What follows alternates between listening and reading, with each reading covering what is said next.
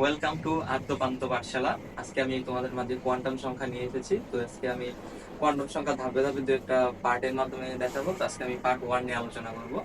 তো পরবর্তী আমাদের পার্ট 2 আসবে। তো আসো আমরা দেখি। তো ইলেকট্রনিক কোয়ান্টাম সংখ্যা আমরা সবাই জানি, এখানে চারটা কোয়ান্টাম সংখ্যা নিয়ে কথা বলা হয়। একটা হচ্ছে প্রধান কোয়ান্টাম সংখ্যা, এটা এন দ্বারা প্রকাশ করে থাকি আমরা। সহকারী কোয়ান্টাম সংখ্যা এল এবং চুম্বকীয় কোয়ান্টাম সংখ্যা এন দ্বারা প্রকাশ করে থাকি, এবং ঘূর্ণন কোয়ান্টাম সংখ্যা আমাদের এস দ্বারা প্রকাশ করা হয়। তো আসলে আমরা প্রধান কোয়ান্টাম সংখ্যা নিয়ে প্রথমে আলোচনা করি।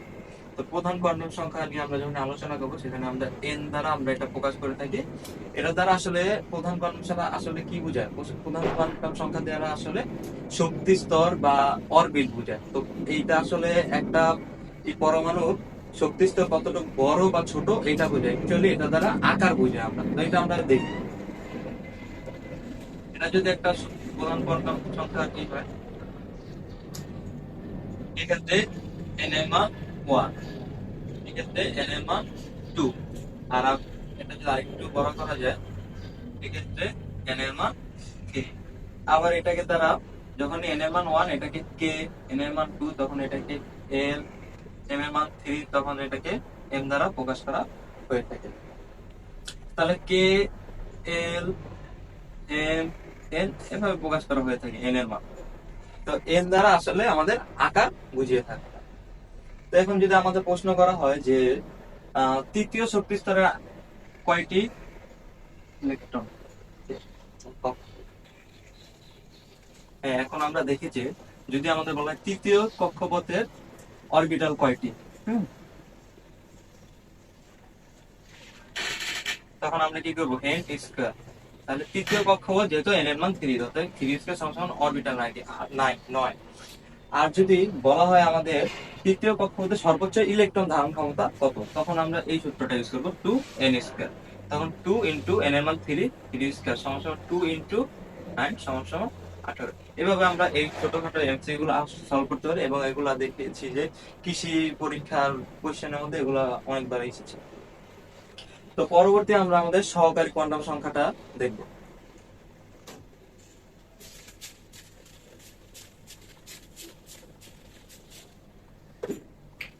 সহকারী কোয়ান্টাম সংখ্যা দ্বারা আসলে কি বোঝায়? সহকারী কোয়ান্টাম সংখ্যা দ্বারা আসলে এটা অরবিটাল প্রকাশ করে। আমাদের প্রধান কোয়ান্টাম সংখ্যা দ্বারা শক্তি স্তর, শেল বা অরবিট প্রকাশ করে, কিন্তু সহকারী কোয়ান্টাম সংখ্যা দ্বারা আমাদের শক্তি স্তর বোঝায় না, এটা দ্বারা আমাদের অরবিটাল বোঝায়। তো এটা আমরা এল এর মানটা আসলে এন এর উপর ডিপেন্ডেন্ট। কারণ কি?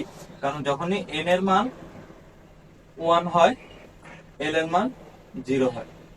এন এর মান যখন 2 হয়, এল এর মান 1 হয়। এন এর মান যখন 3 হয়, এল এর মান 2 হয়। তো আমাদের এল এর মানটা আসলে এন এর উপর ডিপেন্ডেন্ট।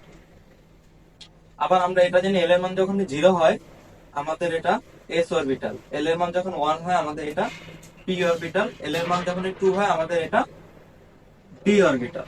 ঠিক আছে?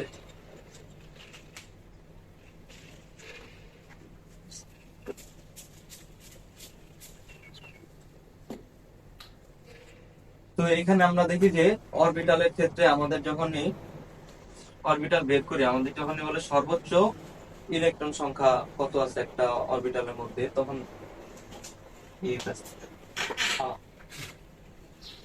এখন আসো আমরা চুম্বকীয় কোয়ান্টাম সংখ্যা নিয়ে আলোচনা করি। চুম্বকীয় কোয়ান্টাম সংখ্যাকে আমরা এম দ্বারা প্রকাশ করা হয়, এবং এটা দ্বারা ইলেকট্রনের 3D বিন্যাস প্রকাশ করা হয়ে থাকে, এবং এটার মানটা এল এর উপর ডিপেন্ডেন্ট। তো এলটা আমরা এই চুম্বকীয় কোয়ান্টাম সংখ্যাটা প্রকাশ করা হয় এভাবে যে 0 থেকে প্লাস মাইনাস এল পর্যন্ত।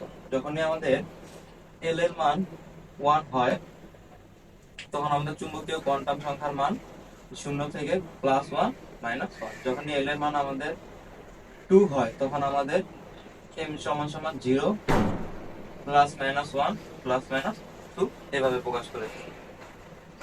আসলে আমাদের ঘূর্ণন কোয়ান্টাম সংখ্যা দ্বারা, ঘূর্ণন কোয়ান্টাম সংখ্যা দ্বারা আমরা বুঝি যে একটা অরবিটালের মধ্যে দুইটা ইলেকট্রন কিভাবে স্পিনমুখী হয়ে থাকে। তো এখানে আমাদের সাধারণত দুইটা, একটা এইভাবে থাকে, একটা অরবিটাল পূর্ণ থাকে। তো একটা এটাকে আমরা প্রকাশ করি প্লাস মাইনাস হাফ দ্বারা।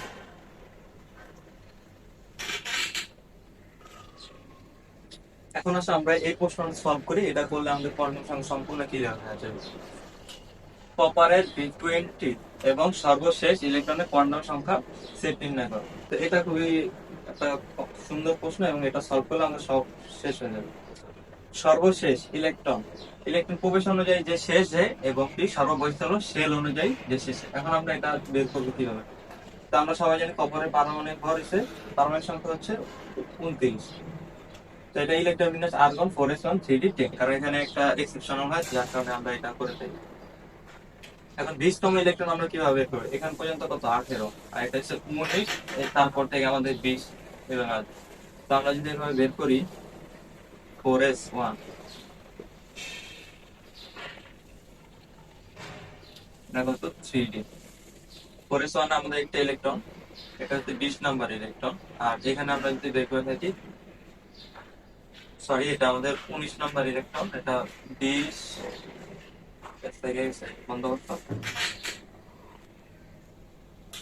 আচ্ছা এখন আমরা এটা সলভ করি। এটা হচ্ছে 18 নাম্বার পর্যন্ত আছে আমাদের, এটা হবে 19, তারপর থেকে আমাদের 20 থেকে 29 পর্যন্ত। তো আমরা ফার্স্টে 4s টা বের করি। 4s1, এটা যদি 3 টা, এটা 5টা হবে। তো এটা আমাদের 19 নাম্বার ইলেকট্রন, 20, 21, 22, 23, 25, 26, 27, 28, 29 নাম্বার। আমাদের বলেছে যে 20 নাম্বার ইলেকট্রনের কোয়ান্টাম সংখ্যা। এই এটা আমাদের 20 নাম্বার ইলেকট্রন। এখন আমরা যদি এটা বের করি কোয়ান্টাম সংখ্যার সেট, n সমান সমান 3, l সমান সমান কত আসে? 3 - 1। এখানে আছে l এর মান হচ্ছে, d এর জন্য l এর মান আমরা জানি 2, আর m এর মান, তো আমরা সংখ্যা রেখার মাধ্যমে এটা চিন্তা করবো। এটা 0, এটা -2, -1, +1, +2। তাহলে এক্ষেত্রে আমার যেহেতু এটা এই ঘরে আছে, তাহলে আমাদের m এর মানটা আসতেছে -2, এবং s এর মান আসতেছে আমাদের, যেহেতু এটা উপর মুখে আমরা স্প্রিং ধরে নিছি, তাহলে এটা আমরা ধরলাম প্লাস। আর আমাদের বলছে শেষ ইলেকট্রন, সর্বশেষ ইলেকট্রন হচ্ছে যে ইলেকট্রন প্রবেশ অনুযায়ী সর্বশেষ, তো সেটা হচ্ছে আমাদের এইটা 29 নাম্বার ইলেকট্রন। এখানে n সমান সমান 3, l সমান সমান 2, এবং কি m সমান সমান আছে আমাদের +2, এবং h সমান সমান আমাদের, এটা যেহেতু নিচের দিকে আছে বিপরীত স্পিন হয়ে, তাই এটা আমরা ধরবো -1।